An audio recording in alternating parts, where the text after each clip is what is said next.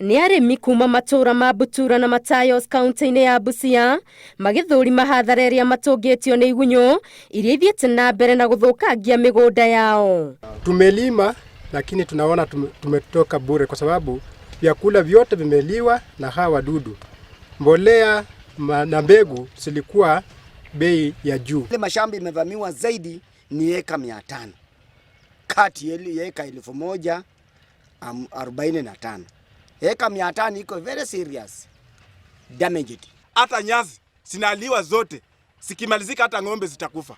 Dalili vile ninavyoonyesha. Ikimalisha hii shamba inaingia kwa hii shamba. Ikitoka kwa hii inaingia kwa hii shamba. Maugĩte mageria mao ma gũcihuhĩrĩria ndawa itiganĩte matikoretwo na maciaro kũrĩa rĩu marenda thirikari kũhetũkĩra ministry ya ũrĩmi ĩmateithĩrĩrie. Tulikuwa tumepanda mahindi, mtama na wimbi yote imeishia chini. Vidudu imekuja, imekula. Chakula imekuliwa na wadudu wasiojulikana.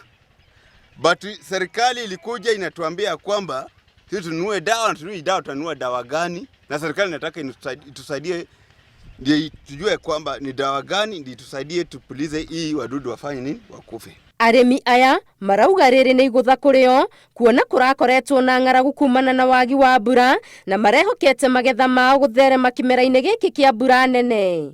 Tafadhali serikali, mimi naomba tu mtuokoe, mtupatie tu mbegu tuanze tena kupanda upya.